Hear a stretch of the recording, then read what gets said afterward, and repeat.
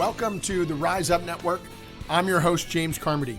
The Rise Up Network is committed to sharing those stories of servant leaders, those men and women that are out there in the marketplace, in the community, making a difference.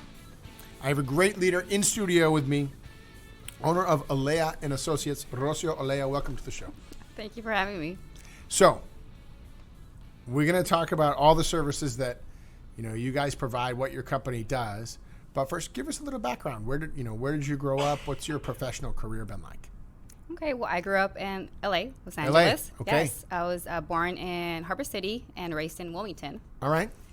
I went to Banning, and Okay. that's where it all started in high school. Okay.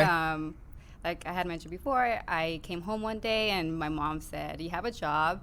And You have a job. You're like, I'm 15. I have homework.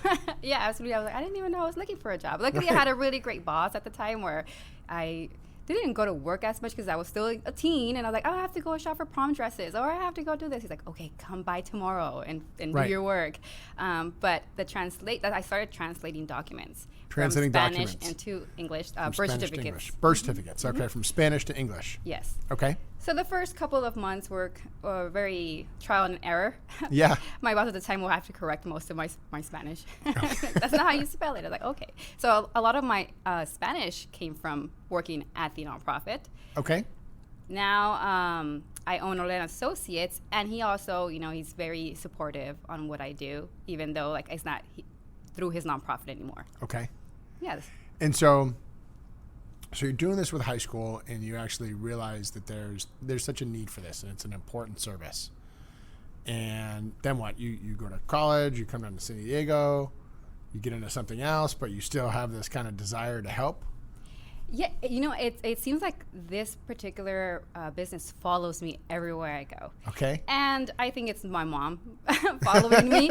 My mom passed about 7 years ago from cancer. Okay. So when I moved to San Diego, I was not intending to work in the immigration field at all.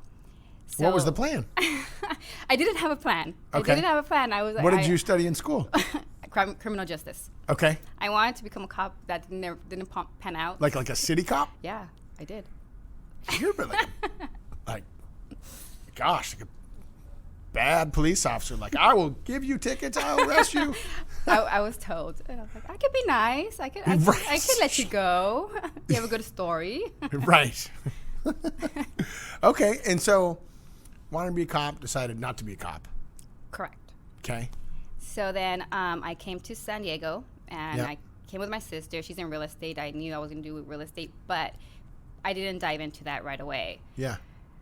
The nonprofit that I used to work for found out I was in San Diego, and They've been tracking you. Yeah, and they're like, let's open an office in San Diego.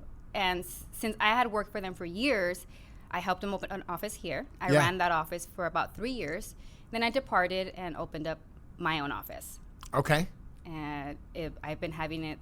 How long ago was that? I opened my own office in 2015. 2015. So about 5 years ago, you opened up Olea and Associates. Correct. Okay. And what are the services you provide? Well, we provide preparing documentation. So Okay. it is from anywhere renewing your green card. We renew the Dreamers, it's called DACA. We Okay. renew that. We do Yep. citizenship. We do petitions. We do adjustment status. We do waivers. We do it all. Wow. Yeah. Okay. So what do you do the most of? I do the most. I would say citizenships. Okay. So we have a lot of new citizens because of Olea and Associates. Yeah. Yeah, that's really cool. This country was founded on immigrants. Absolutely. It's somewhere along the way back in the path, we're all an immigrant in some way, shape, or form. Unless you're Native American, and then you could probably make that argument. But so what you're providing is such an important service. What does that look like? So, someone wants to become an American citizen and they want to go through the process. What does their engagement with your company look like? For the most part, my clients are all referred. I've never Okay. advertised Olea and Associates through any paid advertisement. Mm-hmm. It's all organic. Okay. So they come to me referred and already feel comfortable talking to me about their situation. We're not attorneys, so we can't give them legal advice. We could just prepare the forms for them for they could be correct. Okay. If they do need an attorney, I have a great nonprofit that has an attorney, and it's on based on their income. You know, Mm. most of the clientele that come to us are low income, Yeah.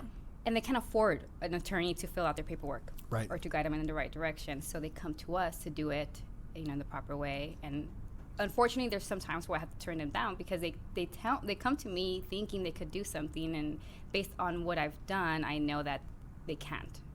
So it's like, Right. you know, unfortunately, there's some that are so desperate and go to different people that will, quote unquote, help them.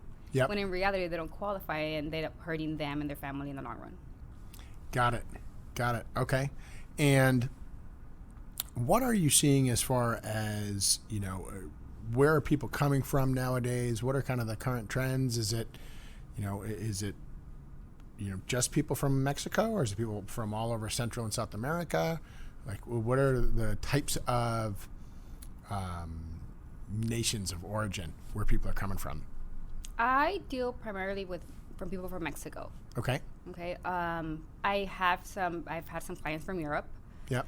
but here in San Diego, it's a lot from Mexico, and Los Angeles will have from Central America. Got it. Okay. And all parts of Mexico, do you see that there's more regions or areas of Mexico where, you know, for whatever reason, people are coming here? No, it's all over Mexico. Yeah, there's not a specific area. Got it. Okay. And walk us through the process, you know, for those people that maybe they, you know, were born American citizen.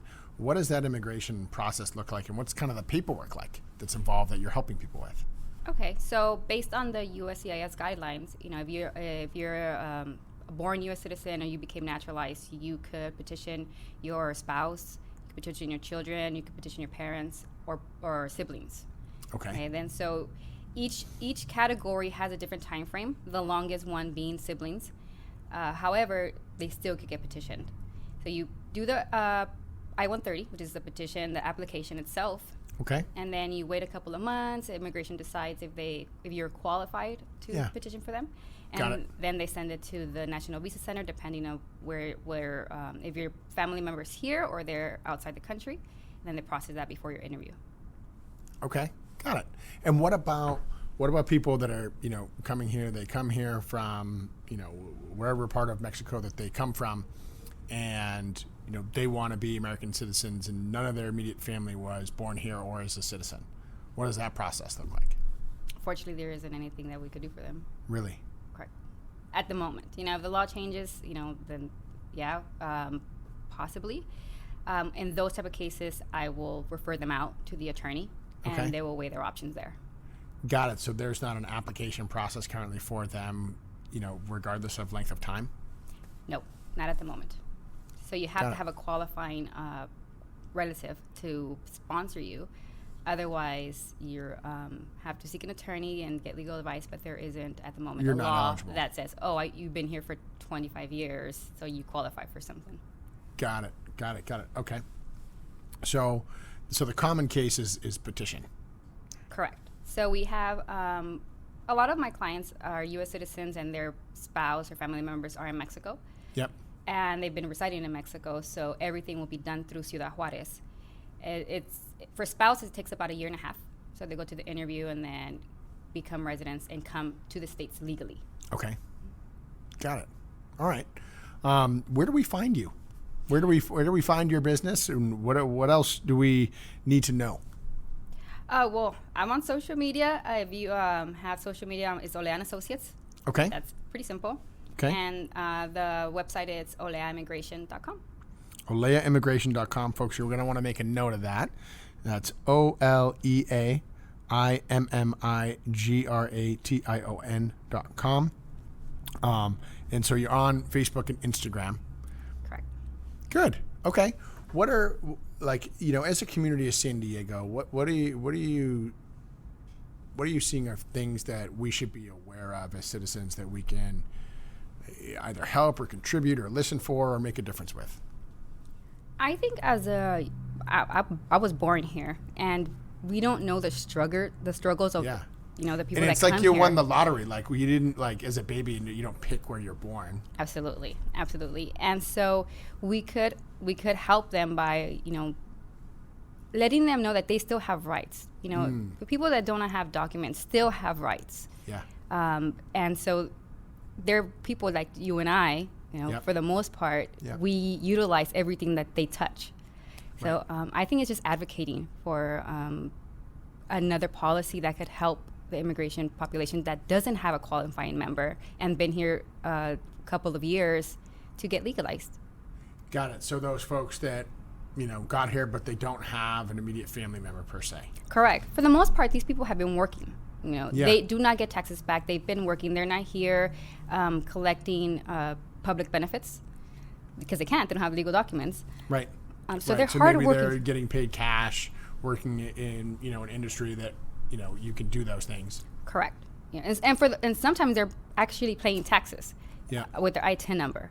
Yeah. So they're contributing and they're not out there asking for handouts. They will work for their money. Sure. So sure. That's why I'm a big advocate for the immigrants. Yeah, and you know, and I'm right there with you. And the Rise Up Network stands for that. Really, you know, we don't choose where we're born. You don't choose the family or location that you're born into. And we're all so blessed and fortunate to have been born or be in this country. You know, why wouldn't we want to help others come here? Absolutely. You know, why not? If you're here, and in my opinion, and you know, I speak for Rise Up. If you're here and you want to contribute, and you want to make a difference, and you want to work, you have every right to be here as anybody else.